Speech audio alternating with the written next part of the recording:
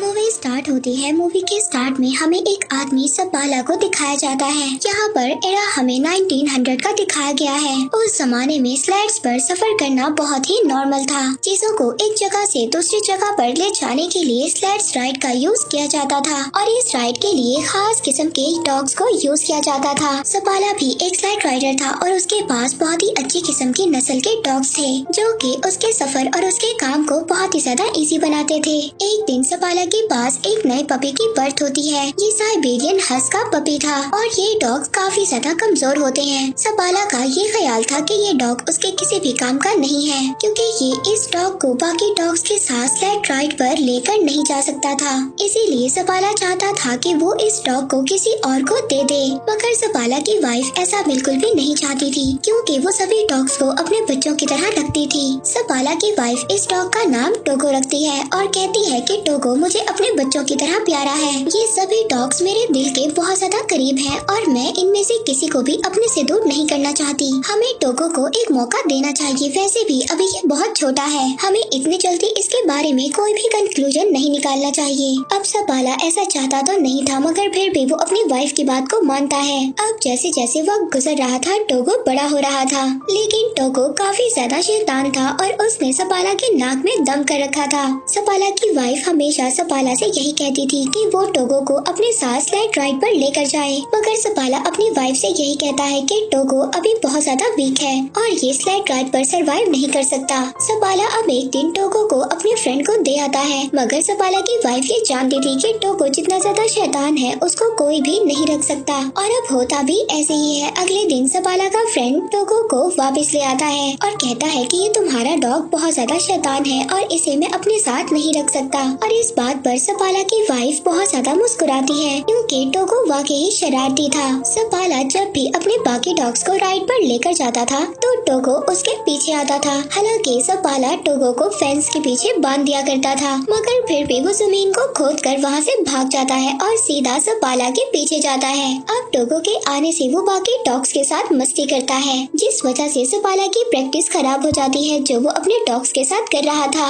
एक दिन वो पानी में भी गिर जाता है। सपाला उसकी शरारतों से तंग आ गया था, इसलिए अब वो टोगो को रूम में बंद कर देता है, मगर टोगो वहाँ से भी किसी तरह से बाहर निकल आता है। अब एक दिन सपाला अपनी एक फीमेल फ्रेंड को कन्विंस करता है कि वो टोगो को अपने पास रख ले। सपाला की फ्रेंड बहुत ज्यादा स्ट्रिक्ट थी, वो ये कहती है कि टोगो को रूम में ही रहना होगा। खैर सपाला को इस बात से अब कोई भी मसला नहीं था। वो अपनी फ्रेंड के पास टोगो को छोड़कर वहाँ से चला जाता है, मगर उनके जाने के थोड़ी ही देर बाद टोगो वहाँ पर विंडो का शीशा तोड़ता है और बाहर आ जाता है और सीधा दोबारा से सपाला के पास आ जाता है। सपाला टोगो को देखकर बहुत ज्यादा परेशान हो जाता है। वो नोटिस करता है कि टोगो के हाथ भी जख्मी हो चुके हैं और उनसे खून निकल रहा है, इसीलिए अब वो टोगो को घर तक ले जाने के लिए स्लैट पर बिठाता है, मगर टोगो स्लैट पर नहीं बैठना चाहता था। वो बाकी डॉग्स के साथ भागना चाहता था। अब इतनी ज्यादा कोशिश करने के बाद भी जब टोगो स्लैट पर नहीं बैठता तो सपाला उसको बाकी डॉग्स के साथ बांध देता है। अब कुछ दूर जाने के बाद सपाला ये नोटिस करता है कि टोगो काफी ज्यादा एनर्जेटिक है और वो बाकी डॉग्स के निस्बत बहुत ज्यादा स्पीड से भागता है और अब इसीलिए सपाला टोगो को सबसे आगे बांध देता है। टोगो अपनी स्पीड से बहुत ही जल्दी सबको घर पहुंचा देता है। सपाला टोगो को देखकर बहुत ज्यादा खुश होता है और हैरान भी। वो आकर अपनी वाइफ को बताता है कि टोगो कितना स्पीड में भागा। वो अपनी वाइफ को ये भी बताता है कि ये एक लीड डॉग है। वो टोगो को देखकर बहुत ज्यादा खुश हो रहा था।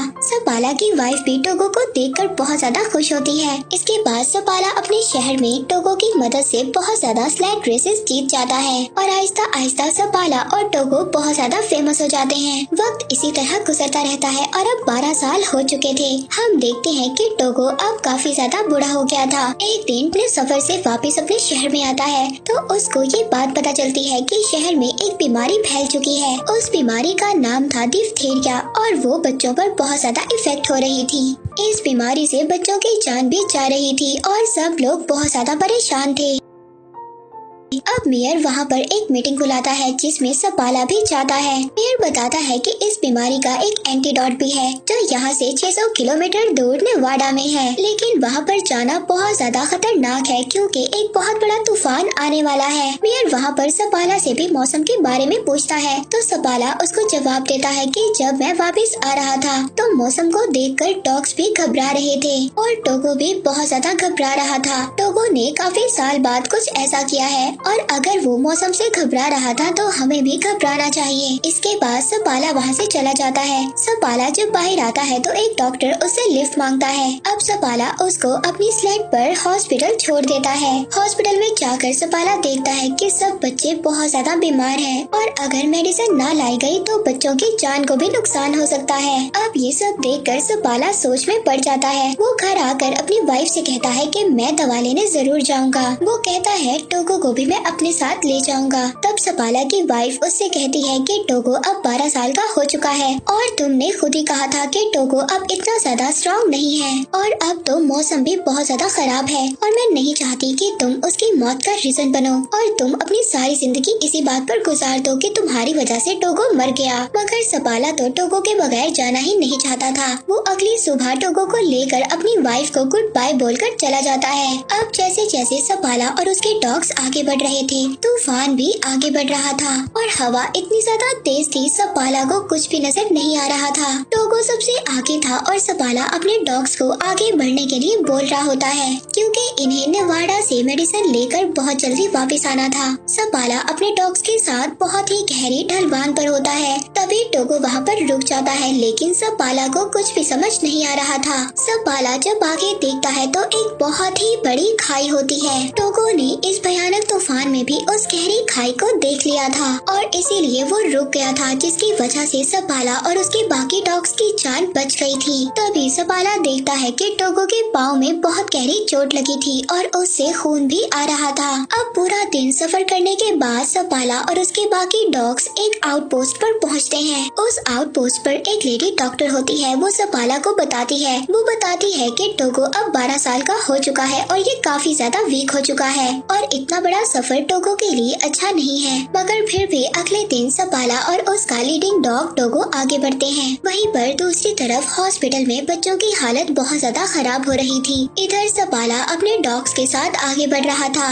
वो शॉर्टकट्स ले रहा था ताकि वो जल्दी से अपने पॉइंट पर पहुंच सके। अब जब वो आगे देखता है तो आगे एक बहुत ही खतरनाक जमी हुई झील थी और दूसरी तरफ से खतरनाक तूफान भी उनकी तरफ बढ़ रहा था। मगर सपाला यहाँ पर डरता नहीं है। वो अपने डॉग से कहता है कि आगे बढ़ो इस बर्फीली झील से जो उनके कदमों से भी हिल रही थी। सपाला के डॉग्स बहुत तेजी से आगे बढ़ रहे थे और वो किसी तरह उस झील को पार कर लेते हैं। अब पूरा दिन सफर करने के बाद ये लोग एक और चेक पोस्ट पर पहुँचते हैं और वहाँ पर पहुँचकर आराम करते हैं। दूसरी तरफ हम देखते हैं कि सपाला की वाइफ मेयर के पास जाती है। वो बताती है कि नेवाडा से मेडिकेशन को भेज दिया गया है और वो रास्ते में ही सपाला को मिल जाएंगी। मगर सपाला तो शॉर्टकट से आगे बढ़ रहा है और अगर वो मेडिकेशन उसको ना मिली तो उसका सफर और भी ज्यादा बड़ा हो जाएगा। वहीं पर दूसरी तरफ हम सपाला को देखते हैं जो पूरा दिन सफर करने के बाद एक और चेक पोस्ट पर पहुंचता है। टोगो की हालत बहुत ज्यादा खराब हो गई थी। टोगो फिर भी आगे बढ़ना चाहता है। वो रुकना नहीं चाहता। वो लीड करना चाहता है और अब ऐसा ही होता है। सपाला अपने शॉर्टकट से जा रहा था और अगर उसको वो आदमी ना मिला जो नेवाडा से मेडिकेशन ला रहा था तो सपाला के लिए उसका सफर और भी ज्यादा मुश्किल हो जाएगा। अब सपाला यहाँ पर बहुत ज्यादा थक गया था। उसकी आंखें बंद हो रही थी मगर उसके डॉग्स बिजली की तरह आगे बढ़ रहे थे। हम देखते हैं एक आदमी है जो नेवाडा से आया था। उसके पास ही दवा थी। वो आदमी रुकता है मगर सपाला अपने डॉग्स के साथ आगे बढ़ रहा था। वो आदमी उसको आवाज भी देता है लेकिन सपाला अपनी हिम्मत होशी में होता है। यहाँ पर बहुत तेज हवा भी चल रही थी जिसकी वजह से सपाला उस आदमी की आवाज को नहीं सुन पाता। मगर टोगो ने यहाँ पर कुछ तो सुन लिया था। उस आदमी को ऐसा लग रहा था कि सपाला ने उसकी कोई भी बात नहीं सुनी और वो ऐसे ही आगे चला गया। मगर तभी वो आदमी देखता है कि सपाला वापस आ रहा था क्योंकि टोगो वहाँ पर रुक गया गया था और अब सपाला के पास वो दवा थी जिसकी वजह से वो इतनी ज्यादा दूर आया था। अब वो दोनों आगे जाकर एक चेक पोस्ट पर रुकते हैं। सपाला का दोस्त उससे कहता है कि टोगो को यहीं पर छोड़ दो। मैंने ऐसे इन खतरनाक तूफान में अपने बहुत ज्यादा डॉग्स को खोया है और मैं ये नहीं चाहता कि तुम भी अपने इतने प्यारे डॉग टोगो को खो दो। लेकिन सपाला इस बात से मना कर देता है। वो कहता है कि टोगो मेरा लीड डॉग है और मैं इसके बगैर सफर नहीं कर सकता। और दोबारा से सपाला अपने डॉग्स के साथ सफर शुरू कर देता है। दोबारा से उनके सामने वही झील आती है जिस झील को सपाला ने अपने डॉग्स के साथ कल पार किया था और अब वो झील हिल रही थी। मगर ये लोग अगर इस झील पर से ना गए तो इनका सफर एक और दिन बढ़ जाएगा। सपाला अब ये फैसला करता है कि वो इसी रास्ते से आगे बढ़ेंगे। वो अपने डॉग टोगो को कहता है कि आगे बढ़ो। उसके सारे डॉग्स बहुत ही तेजी से उस झील को पार करने लगते हैं और अब उस झील में से पानी निकलना भी स्टार्ट हो जाता है। अगर ये लोग इसी झील में डूब गए तो सबके सब मर जाएंगे। मगर यहाँ पर टोगो और बाकी डॉग्स के स्पीड की वजह से वो लोग किसी न किसी तरह किनारे पर पहुँच जाते हैं। मगर जिस टुकड़े से ये डॉग्स आगे बढ़ने वाले थे तभी वो टुकड़ा हिलता है और किनारे से अलग हो जाता है। अब सपाला टोगो को उठाकर उस किनारे पर फेंक देता है और कहता है कि इस बर्फ के टुकड़े को खींचो। टोगो यहाँ पर बहुत ज्यादा जख्मी था मगर वो जख्मी होने के बावजूद भी अपना पूरा जोर लगाता है और सभी को किनारे पर ले आता है। अब ये लोग सबके सब उस जमी हुई झील से बाहर आ जाते हैं जहाँ पर ये सब लोग फंस गए थे। अब सपाला अपने डॉग्स को किसी न किसी तरह बचाकर एक चेक पोस्ट पर ले आता है जहाँ पर वही लेडी डॉक्टर भी थी। वो लेडी डॉक्टर जब टोगो को देखती है तो उसकी आंखों में आंसू आ जाते हैं। वो सपाला से कहती है कि तुम्हारा डॉग मर रहा है, इसकी हालत बहुत ज्यादा खराब है। वो यहाँ पर सपाला को भी उदास कर देती है क्योंकि टोगो सपाला को बहुत ज्यादा प्यारा था। अब सपाला रात गुजारने के बाद जब अगले दिन अपना सफर शुरू करता है तो वो टोगो को आगे नहीं बांधता बल्कि पीछे बांध देता है क्योंकि वो बहुत ज्यादा बीमार था और सफर भी नहीं कर सकता था। मगर फिर भी टोगो अपनी पोजीशन पर खड़ा हो जाता है। सपाला ये समझ जाता है कि टोगो अभी रेस्ट नहीं करना चाहता और वो अपनी जगह पर खड़ा होना चाहता है और ये अपना सफर खत्म करना चाहता है। वो टोगो को आगे बांध देता है जिसके बाद वो लोग अपना सफर शुरू करते हैं। आखिरकार कुछ घंटों के बाद तूफान इतना ज्यादा खतरनाक हो जाता है कि सपाला को कुछ भी नजर नहीं आ रहा था और न ही सपाला को रास्ता नजर आ रहा था। वो टोगो के पास जाता है और कहता है कि मुझे तो रास्ता नजर नहीं आ रहा, तुम्हें ही अब हमें रास्ता दिखाना होगा और नेक्स्ट पोस्ट तक जाना होगा। सपाला यहाँ पर अपने पूरे चेहरे को ढांप देता है जिसके बाद टोगो अब इनको आगे लेकर जाता है। मगर कुछ दूर जाने के बाद टोगो भी अब थक गया था। वो थक कर वहीं पर बैठ जाता है। अब सपाला उठकर टोगो के पास जाता है। वो टोगो से कहता है कि तुम्हें उठना होगा और हमें ये मेडिसिन लेकर जाना होगा और अगर हम आगे अपनी मंजिल तक ना बढ़े तो हम यहीं पर मारे जाएंगे। मगर टोगो उसकी बात का कोई भी रिस्पॉन्स नहीं कर रहा था।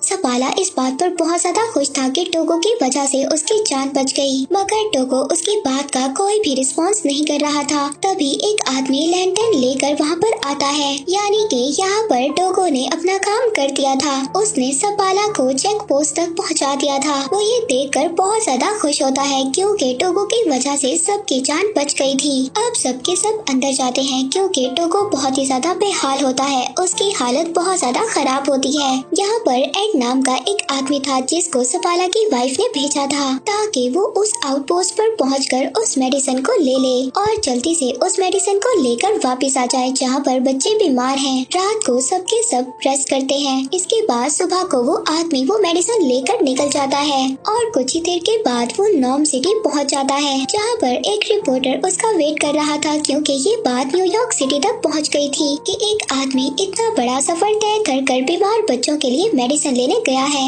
अब रिपोर्टर को ये लग रहा था शायद यही आदमी अपनी टीम के साथ वापस आया है और अब वो रिपोर्टर सपाला के बजाय उस आदमी का नाम अपनी न्यूज में छाप देता है। सपाला की वाइफ बहुत ही ज्यादा डिसअपॉइंट होती है। दूसरी तरफ टोगो भी काफी हद तक रिकवर हो जाता है। अब सपाला अपने डॉग्स के साथ नॉर्म सिटी पहुंच जाता है। वहाँ पर सपाला और टोगो को थैंक्स बोलने के लिए बहुत सारे लोग आते हैं। यहाँ पर वो बच्चे भी आते हैं जो सपाला की वजह से ठीक हो गए थे। वहीं पर एक बच्ची भी जाती है। वो टोगो को देखती है और पूछती है कि क्या ये मरने वाला है। तो सबाला इसकी ये बात सुनकर अपने घर से बाहर चला जाता है। तब उसकी वाइफ उसके पीछे जाती है। वो अपनी वाइफ से कहता है कि टोगो की आज जो भी हालत है वो मेरी वजह से है। टोगो 12 साल का था और उसे मुझे अपने साथ लेकर नहीं जाना चाहिए था। लेकिन उसकी वाइफ उससे कहती है कि क्या टोगो के अलावा कोई और भी था जो ये काम कर पाता। सबाला यहाँ पर खामोश हो जाता है क्योंकि वो ये जानता था कि टोगो के अलावा कोई भी ये काम ना कर पाता। अब इसके बाद हम देखते हैं कि अगली सुबह सबाला दोबारा से